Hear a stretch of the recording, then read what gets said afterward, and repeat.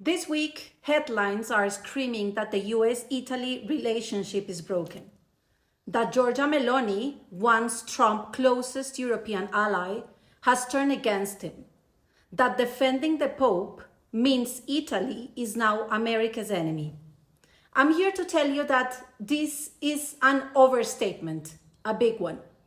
What's actually happening is more interesting, more structural, and frankly, completely predictable. I'm Angie Gutierrez. I've spent 15 years working inside the multilateral system in Africa and Latin America. And today I'm breaking down the Trump-Pope-Meloni triangle. I'm going to show you 4 things the coverage is missing. 1. Why Meloni had no choice but to defend the Pope, and it has nothing to do with courage. 2. Why the real fracture between Washington and Rome is about Iran, not the Pope. 3rd, what a broken diplomatic relationship actually looks like. And spoiler, this isn't. And 4, the bigger pattern that explains everything Trump does with his own allies. Let's get into it. Let me get the facts straight because some of the coverage has been sloppy. On April 11, Pope Leo gave a homily calling for an end to the US-Israeli military intervention in Iran, warning that a delusion of omnipotence was driving the conflict. He called on leaders to stop, to choose peace, which was Trump's response, a truth social tirade called the Pope weak on crime, terrible for foreign policy, accusing him of catering to the radical left and suggesting Leo only became Pope because the cardinals thought it would help them manage Trump. That last line matters. It is not just an attack on a religious leader. It is Trump claiming ownership over a papal election. That is unprecedented. Pope Leo responded without flinching. I have no fear of the Trump administration. I don't think the message of the gospel is meant to be abused in the way that some people are doing. Then Meloni spoke. She called Trump's attack on the Pope unacceptable. And Trump turned on her too, telling the Italian newspaper Corriere della Sera, I thought she had courage. I was wrong. Now, here is what none of the breaking news coverage is saying clearly enough. Meloni defending the Pope was not a pivot. It was not courage necessarily. It was not even a political calculation, really. It was inevitable and pretty smart. Giorgia Meloni leads Fratelli d'Italia, a party rooted in post-fascist Italian nationalism that has reinvented itself around 3 pillars: God, homeland, and family. She is a self-declared practicing Catholic. Her entire political brand is built on conservative Christian values in a country where over 70% of the population identifies as Catholic. In Italy, the Pope is not just a religious figure. He is a cultural and national institution.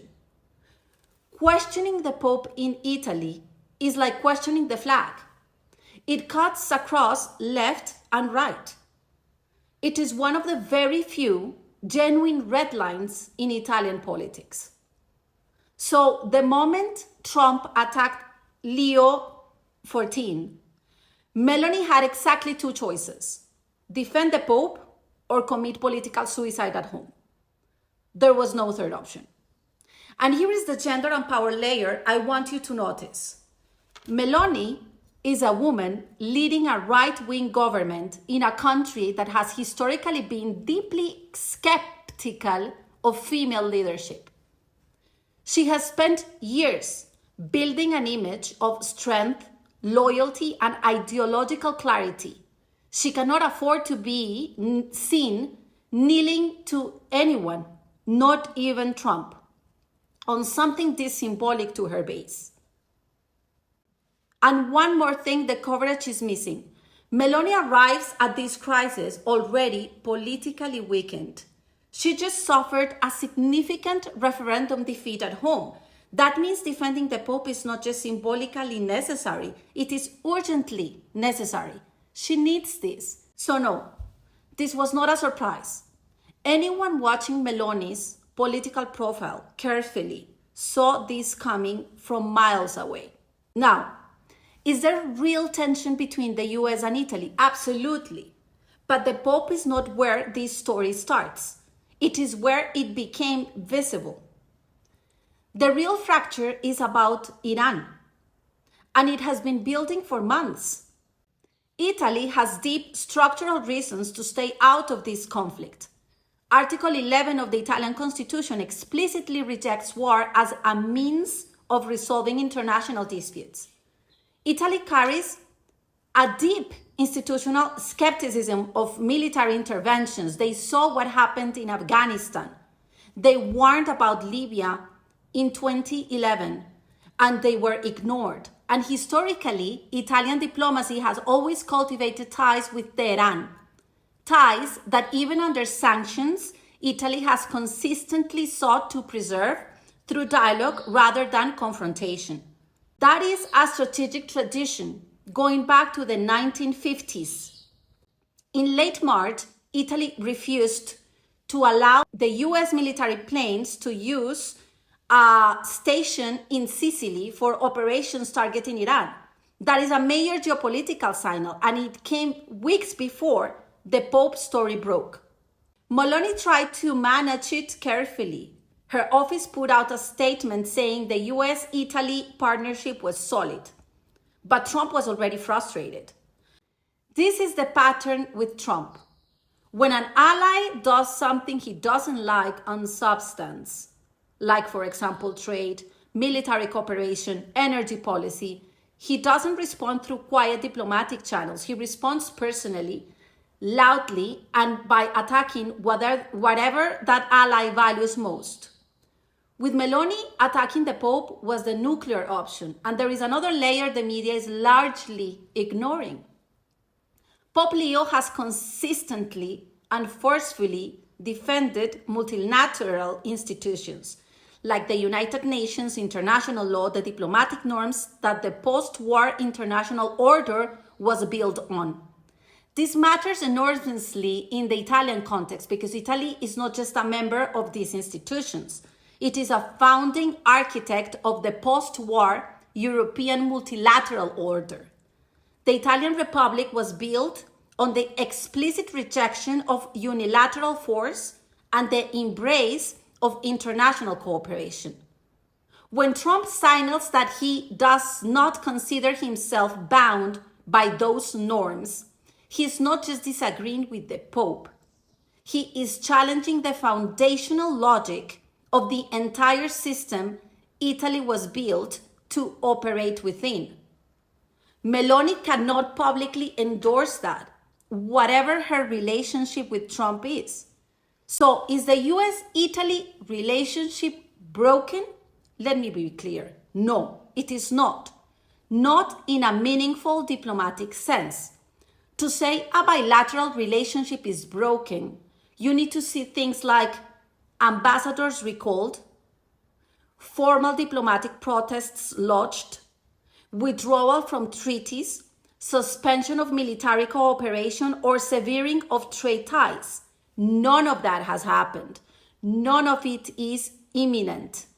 What we have is a public argument between two leaders whose interests have genuinely diverged on one specific and very large issue, the war with Iran.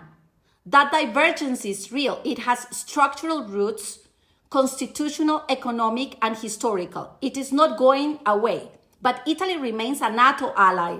It hosts critical US military infrastructure beyond Sigonella.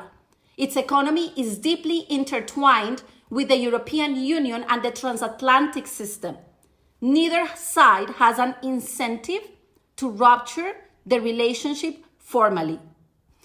What we're watching is something more nuanced and more interesting. The slow erosion of the personal political alliance between Trump and Meloni that was supposed to be Europe's bridge to Washington. That bridge is under serious stress. But bridges under stress are not broken bridges.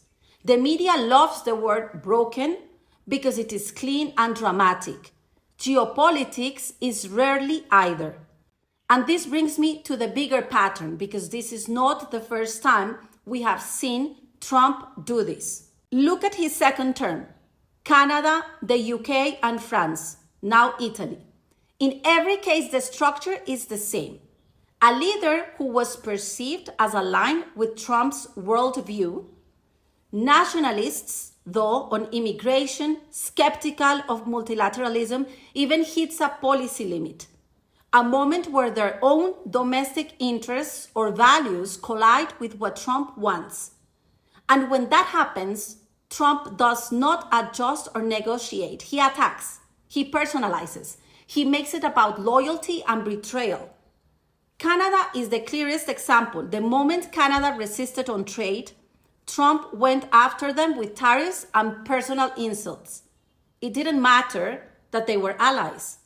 It didn't matter that they shared a border, a language, and decades of integrated economic infrastructure. This is not transactional diplomacy. This is dominance-based diplomacy.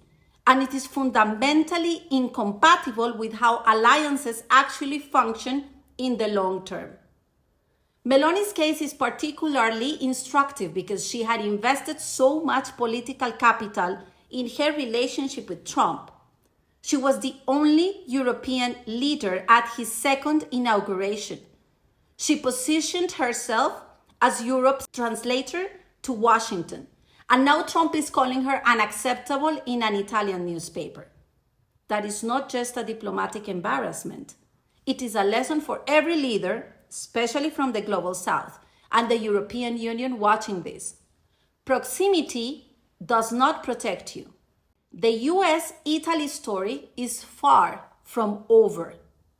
And frankly, Pope Leo XIV is just getting started. He is proving to be a far more formidable opponent for Trump than anyone in Washington anticipated. There is a lot more to unpack here, including what this means for NATO, for European sovereignty, for the future of the transatlantic relationship under this administration. If this is the kind of analysis is useful to you, the kind that goes beyond the headline and into the structural dynamics of global power, subscribe and leave me a comment. I want to know from you, do you think Trump will eventually repair the relationship with Meloni? Or is this the beginning of a permanent realignment? Tell me below.